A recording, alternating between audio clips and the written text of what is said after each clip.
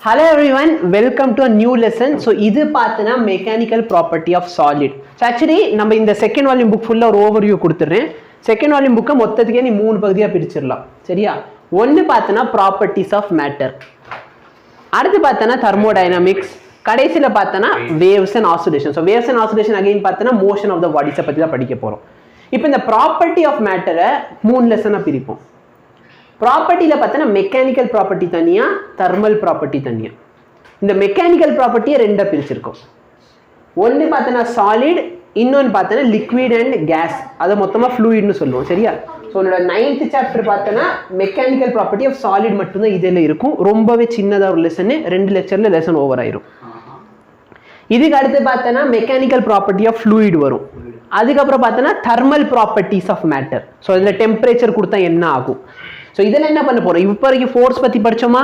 அப்போ மெக்கானிக்கல்னா என்ன? நான் ஃபோர்ஸை கொடுக்க போகிறேன், ஃபோர்ஸ்க்கு ஏற்ற மாதிரி இது எப்படி ரெஸ்பாண்ட் பண்ணும் அதான் மெயினாக பார்ப்பேன். அடுத்து என்ன பார்ப்போம்? டெம்பரேச்சர் கொடுத்தா என்ன ஆகும். அதுக்கப்புறம் பார்த்தோன்னா தெர்மோடைனமிக்ஸ். தெர்மோடைனமிக்ஸ் கெமிஸ்ட்ரியில் படிச்சிருக்கியா?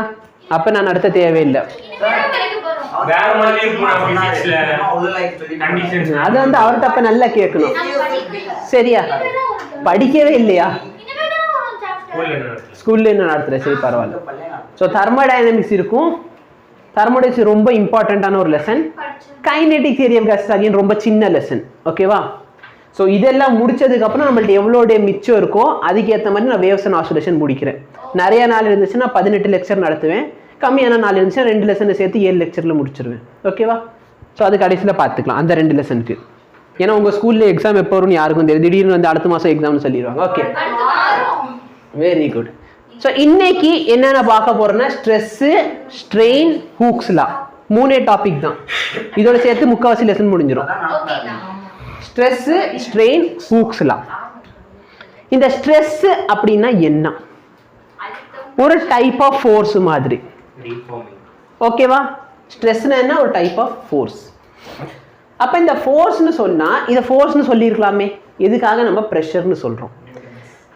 அப்போ இந்த பார்த்தோன்னா இது ஒரு டைப் ஆஃப் ப்ரெஷர் மாதிரி. ஏன் அப்படின்னா இந்த ஸ்ட்ரெஸ் பார்த்தோன்னா ஒன்றுமே கிடையாது, ஃபோர்ஸ் பர் ஏரியா. சரியா? என்னது? Force per area. இதான் மெயினாக ஸ்ட்ரெஸ்ன்னு சொல்ல போகிறோம். சரி, நல்லா பாரு, ரொம்ப சிம்பிள். உனக்கு 2 கேஸ் தரேன் ப்ரெஷருக்கு. ஒன்று என்ன அப்படின்னு பார்த்தோன்னா மொத்தம் இந்த கையை வந்து இப்படி தலையில் வச்சுருக்கோம். இது ஒன்று. இதில் பார்த்தோன்னா நீ ஒரு குறிப்பிட்ட ஃபோர்ஸ் ஒரு குறிப்பிட்ட ஏரியாவில் கொடுக்குற. ரெண்டாவது பார்த்தோன்னா சும்மா ஒரே ஒரு வச்சுக்கிட்டு இப்படி அமுத்திப்பாரு. எதில் உனக்கு அதிகமாக வலிக்குது? ட்ரை பண்ணு. கை வச்சு இப்படி அழுத்து, இப்படி விரலை வச்சு அழுத்துனதை. ஏன் அப்படின்னா நம்ம கொடுக்குற ஃபோர்ஸ் அது எம்ஜியாக இருந்தாலும் பட் ரொம்ப கம்மியான ஏரியாவில் கொடுக்குறோம். கரெக்டாக இல்லையா? இதோட பேசிக் எக்ஸாம்பிள் நீ ப்ரெஷர்னு சொல்லி 9th ஏகப்பட்ட இடத்துல படிச்சிருப்பேன். என்னது? குண்டூசி ஏன் குண்டா இருக்கும்? 9th படிக்கவே இல்லை. சரி, குண்டூசி ஏன் அந்த மாதிரி ஷார்ப்பா இருக்கும்? கரெக்டா இல்லையா? ஆணி அடிக்கிறது. இப்ப வந்து அடுத்து 20 நிமிஷத்துக்கு அவன் அதே சொல்ல குண்டூசி ஏன் குண்டா இருக்கும். சரியா? இப்ப அந்த குண்டூசியில முன்னாடி இருக்கிறது ஷார்ப்பா இருக்கும். எதுக்காக ஷார்ப்பா இருக்கும்? ஏன்னா அப்பதான் நிறைய ப்ரெஷர் வந்து அந்த குறிப்பிட்ட இடத்துல கொடுக்க முடியும். நம்ம செவரில் அடிக்கிற ஆணியா இருக்கட்டும், அதுவும் ஷார்ப் பண்ணி வச்சிருப்பாங்க. ஏன்னா அப்பதான் என்னது, நான் கொடுக்குற ஃபோர்ஸ் எல்லாமே இந்த சின்ன ஏரியால போய் படும். சரியா?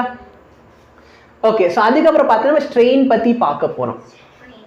ஸ்ட்ரெயின்னா நான் கொடுக்க போற ஃபோர்ஸ்னால எவ்வளோ டிஃப்ரென்ஸ் கிரியேட் ஆகுது, அதான் ஸ்ட்ரெயின். ஓகேவா? அதாவது நான் எக்ஸாம்பிள் வச்சுருக்கேன், நீ கவலைப்படாது. ஃபைனலில் பார்த்தோன்னா ஹூக்ஸ்லாம் சொல்ல போகிறோம். ஹூக்ஸ்லாம் பார்த்தோன்னா ஒன்றில் இந்த ஸ்ட்ரெஸ்ஸுக்கும் ஸ்ட்ரெயினுக்கும் என்ன ரிலேஷன்ஷிப் அதை ரிலேட் பண்ணுறதா என்னது ஹூக்ஸ்லாம். ஓகேவா? ஃபென்டாஸ்டிக். இப்போ பார்த்தோன்னா எலாஸ்டிசிட்டி. என்னது? எலாஸ்டிசிட்டி. இப்போ எலாஸ்டிக் மெட்டீரியல் சொன்ன உடனே நம்மளுக்கு ஃபர்ஸ்ட் எடுத்தோன்னே வர எக்ஸாம்பிள் என்னது? ரப்பர். ஏன்னா ரப்பர் தான் ரொம்ப எலாஸ்டிக் மெட்டீரியல். பட் ஃபிசிக்ஸை பொறுத்தவரைக்கும் ரப்பர் வந்து எலாஸ்டிக் கிடையவே கிடையாது. எலாஸ்டிக் அப்படின்னு நம்ம எப்படி டிஃபைன் பண்ண போறோம்னா, நான் சப்போஸ் ஒரு ஃபோர்ஸை கொடுத்து இழுக்கிறேன்னு வச்சுக்கலாம். ஒரு மெட்டீரியல்ல ஏதோ ஒரு ஃபோர்ஸை கொடுத்து இழுக்க போறேன். இப்போ நான் அந்த ஃபோர்ஸை ரிமூவ் பண்ணிட்டேன்னா அது திரும்பி அதே இதுக்கு வரணும். அப்படி இருந்தால் அந்த மெட்டீரியல் என்னது? நல்ல எலாஸ்டிக் மெட்டீரியல். ஸ்ப்ரிங்கை ரொம்ப இடத்துக்கு இழுத்தேன்னா திரும்பி அது பொசிஷனுக்கு வராது, அது வந்து போயிடும். சரியா? அது எதை பொறுத்து, எந்த மெட்டீரியல் பொறுத்து நம்ம அந்த ஸ்ப்ரிங்கை செஞ்சுருக்கோம் அதை பொறுத்து இருக்க போகுது. அப்ப நல்லா பார்த்தனா எலாஸ்டிக் மெட்டீரியல்னு சொன்னா ரொம்ப முக்கியம். Property of a body to regain its original configuration இல்லைன்னா ஒரிஜினல் ஷேப். புரியுதா? ஸோ இப்போ ஃபார் எக்ஸாம்பிள் இந்த கோதுமை மாவு இருக்குன்னு வச்சுக்கலாம். கோதுமை மாவு போட்டு அமுத்துனா அது அப்படியே உட்காந்துருமா உட்காராதா? அப்போ அது வந்து ஒரு எலாஸ்டிக் மெட்டீரியல் கிடையாது. புரியுதா? வேற நல்ல ஒரு ஸ்டீல் எடுத்துக்கோ, அந்த ஸ்டீலை நீ நல்லா வளைச்சிட்டு விட்டாலும் அது திரும்பி அதே பொசிஷனுக்கு வர ட்ரை பண்ணும். வரும். நீ எவ்வளவு ஃபோர்ஸ் கொடுக்க போற? சரியா? அது நீ எந்த டைப் ஆஃப் ஸ்ட்ரெஸ் கொடுக்கறத பொறுத்து. ஓகேவா? நான் சொல்றேன் அதுக்கும் சொல்றேன். சரியா? ஓகேவா? ஆமா, ஏதோ டைப் பண்ணிக்கிட்டு உன்னையில வச்சு நான் என்ன பண்ண முடியும் வேற? இப்போ நான் ஃபோர்ஸை கொடுத்துட்டு அந்த ஃபோர்ஸை ரிமூவ் பண்ண அது திரும்பி வருது பாத்தியா? திரும்பி வந்து அது அதே ஷேப்புக்கு வரணும்னு சொன்னா ஏதோ ஒரு ஃபோர்ஸ் இருக்கு. அந்த ஃபோர்ஸோட பேர் தான் என்னது? Deforming force. ஸோ இந்த டிஃபார்மிங் ஃபோர்ஸ் என்னது? அந்த ஷேப்பை சேஞ்ச் பண்ணக்கூடிய ஒரு ஃபோர்ஸ். ஷேப்பை சேஞ்ச் பண்ற ஒரு ஃபோர்ஸ் டிஃபார்மிங் ஃபோர்ஸ். ரீஃபார்மிங் ஃபோர்ஸ்னா என்ன? அதே ஷேப்ல திரும்பி கொண்டு வரணும். இப்போ ஃபார் எக்ஸாம்பிள் நான் வந்து ஒரு ரப்பர் பேண்ட் வச்சிருக்கேன்னு வச்சுக்கலாம். நான் ரப்பர் பேண்டை ஒரு குறிப்பிட்ட அளவுக்கு இழுத்துட்டு விட்டேன்னா என்ன ஆகும்? திரும்பி அதே லொகேஷனுக்கு வரும். ஓவரை இழுத்துனா திரும்பி அதே லொகேஷனுக்கு வர முடியாது, அது பிஞ்சு போயிடும். புரியுதா? நான் இப்போ இந்த ரப்பர் பேண்டுக்கு கொடுத்துருக்க அதே ஃபோர்ஸை ஒரு இரும்பு கம்பிக்கு கொடுக்குறேன்னு வச்சுக்கலாம். சரியா? அதோட ஷேப்ல சேஞ்ச் வருமா? அப்ப அது பழைய ஷேப்லேயே தானே இருக்குது. அப்ப ரப்பரை கம்பேர் பண்றப்ப ஸ்டீல் வந்து ரொம்ப எலாஸ்டிக்னு சொல்லலாமா சொல்ல முடியாதா? ஏன்? எது ஸ்டீல்? இப்ப ஒரு ரப்பர் பேண்ட் எடுத்துக்கோமே, இந்த ரப்பர் பேண்டும் இல்லை இப்ப இருக்கா? அது பிஞ்சிருச்சுன்னு அப்புறம் என்கிட்ட கேட்காது, நான் பிச்சுட்டு தான் முடிப்பேன். இங்க ரப்பர் பேண்ட் இல்லைன்ட்டு. அது ரப்பர் பேண்ட் இல்லை, கயிறு. இங்க ரப்பர் பேண்ட்ல இருக்க வாய்ப்பு இல்லை. இப்ப நல்ல சப்போஸ் என்கிட்ட ஒரு ரப்பர் பேண்ட் இருக்குன்னு வச்சுக்கலாம். சரியா? நான் ரப்பர் பேண்டை இந்த ஃபோர்ஸ் கொடுத்து இழுத்தேன்னா ரப்பர் பேண்ட் திரும்பி அதே லொகேஷனுக்கு வருமா? ஆனா நான் இந்த ஃபோர்ஸ் கொடுத்துருக்கேன், இந்த கயிறை விட்டா திரும்பி அதே இதுக்கு வருதா இல்லையா? வரலையா? இல்ல, நான் ஃபோர்ஸ் கொடுத்துருக்கேனா? அப்ப என்ன பண்ணிக்கிட்டு இருக்கு? சரி வா வா வந்து நீயே இழுத்துக்கோ. நான் ஃபோர்ஸ் கம்மியா கொடுக்குறேன்னு தோணுச்சுன்னா நீ வந்து இழுத்துக்கோ. சரியா? சரி, அப்ப நல்லா பார்த்தேன் இது வந்து ரொம்ப ஸ்ட்ராங்கா இருக்குன்னு சொல்லலாமா? கரெக்டா இல்லையா? சொல்லு. ஸ்மால் ஸ்கேல்ல ஆகும். அப்ப திரும்பி என்ன இருக்கும்? திரும்பி அதே லொகேஷனுக்கு வந்திருக்குமா வந்திருக்காதா? பட் இந்த ஃபோர்ஸ் புரியல. சேஞ்ச் கண்டிப்பா ஒரு மைன்யூட் லெவல்ல சேஞ்ச் ஆயிருக்கும். ஓகேவா? சம்பத்து தேவையெல்லாம் வாய் பேசாது. எது இரு, இது மைன்யூட்னு, இது மைன்யூட். இல்ல பை 6 ஆல்சோ மைன்யூட். -23 என்ன நம்பர்?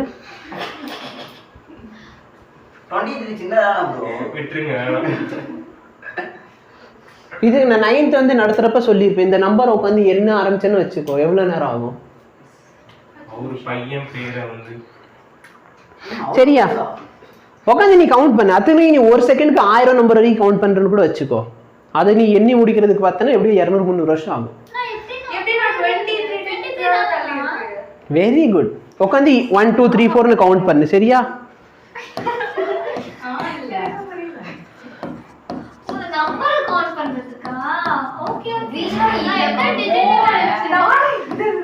இந்த மாதிரி போய்கிட்டே இருப்ப 1 2 3 4 அப்படியே கவுண்ட் பண்ணிட்டே இந்த நம்பர் வந்து சேரு. அத்தனைக்கு நீ ஒரு செகண்டுக்கு 1000 வரைக்கும் கவுண்ட் பண்றது கூட வச்சுக்கோ. நான் 1 செகண்ட்ல 1 to 1000 வரைக்கும் கவுண்ட் பண்ணிடுவேன், 2 செகண்ட்ல 2000 வரைக்கும் கவுண்ட் பண்ணிடுவேன். நீ அப்படி உட்காந்து கவுண்ட் பண்ணா கூட இந்த நம்பர்ல கவுண்ட் பண்றதுக்கு 200-300 வருஷம் ஆகும். சரியா? எப்படி டவுட் இருந்து ட்ரை பண்ணி பார்த்துக்கோ. சரியா? இப்ப நல்லா பாரு, எலாஸ்டிக் நம்ம ஃபர்ஸ்ட் புரிஞ்சுக்கோ.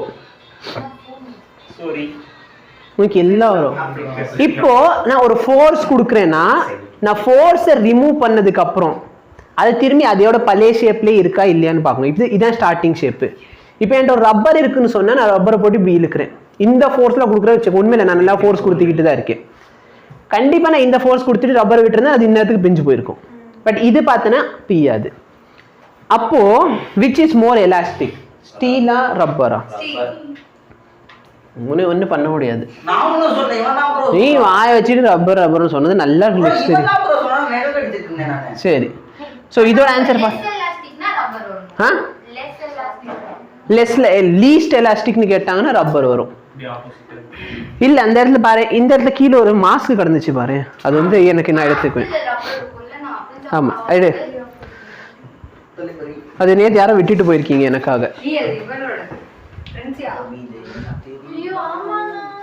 இங்க பாரு, இந்த ஓரளவுக்கு ஃபோர்ஸ் கொடுத்துருக்கேன். நீ பத்திரம் வச்சு சாம்பிள் எடுக்கிறியா? பாரு, இந்த ஃபோர்ஸ் கொடுத்துருக்கேன், விட்டா திரும்பி வருது. இதுக்கு மேல ஒரு ஃபோர்ஸ் கொடுத்தனா வராது. புரியுதா? ஸோ இது பார்த்தோன்னா ரப்பர் மெட்டீரியல், இந்த ஃபோர்ஸ் வரைக்கும் தாங்குது. இதுக்கு மேல ஃபோர்ஸ் கொடுத்தா பிஞ்சு போயிடும். இந்த அது வந்து யாரோ ஒழுங்கா தெரியாதவங்க பண்ணது. என் கையில ஸ்ட்ரெஸ் நிறைய கிரியேட் ஆகுது. இல்ல ஸ்ட்ரெஸ் தான் கிரியேட் ஆகுது பியும், பட் ஸ்ட்ரெஸ் ரொம்ப கையில அறுத்துரும். இதுக்கு மேல